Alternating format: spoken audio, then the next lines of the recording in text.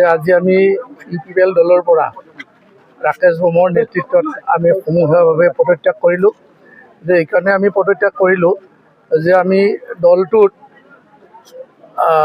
আমি দেখিলোঁ যে দলটোৰ খুব এটা ভৱিষ্যত নাই। এইকাৰণে ভৱিষ্যত নাই বুলি ক'লোঁ যে যোৱাটো 25 চনৰ আমাৰ BTC নিৰ্বাচনত যে আমাৰ যি চৰকাৰ আছিলে, চৰকাৰ চলি থকাৰ পিছতো এই নিৰ্বাচনত মুঠে 7খন আসন পাবলৈ সক্ষম হ'ল।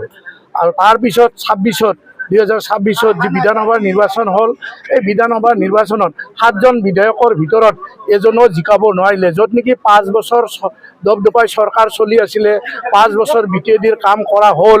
গতিকে এইটো আমি দেখিলোঁ যে কামত হয়তো ৰাইজ সন্তুষ্ট হোৱা নাই, কামত হয়তো কিবা বিজুতি পাইছে, আৰু সেইকাৰণে আজি UPPL দলক BTR ৰাইজে তাৰমানে প্ৰত্যাখ্যান কৰিছে। যিহেতু ৰাইজে প্ৰত্যাখ্যান কৰিছে, আমি ৰাইজৰ কাম কৰা মানুহ, আমি সমাজৰ কাম কৰা মানুহ, দুখীয়া নিচলা মানুহৰ কাম কৰা মানুহ।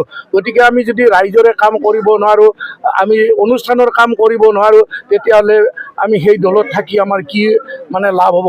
আৰু ৰাকেশ ভৌমৰ যিটো মচলপুৰ পৰিষদীয় সমষ্টিত যিটো কাম আমি সকলে আমি প্ৰশংসা কৰিছোঁ, সকলোৱে শলাগ লৈছিলোঁ। গতিকে তেখেতৰ নেতৃত্বত তেখেতে যিহেতু ৰিজিগনেশ্যন দিছে, আমি সকলোৱে আজি নতুন এটা চিন্তা চৰ্চাৰে যাতে আমি ৰাইজৰ কাম কৰিব পাৰোঁ, আমি সমাজৰ কাম কৰিব পাৰোঁ, গৰীব নিচলাৰ কাম কৰিব পাৰোঁ, তেনেকুৱা আমি দল এটাত আমি নিশ্চয় যোগদান কৰিম। আৰু যোগদান কৰি আমি ৰাইজৰ লগতে দেশ সেৱা কৰাৰ কাৰণে আমি নিশ্চয় নিজকে আপ্ৰাণ চেষ্টা কৰিম আৰু নিজকে আমি নিয়োগ কৰিম। এইখিনি আজিৰ দিনত মই ক'লোঁ।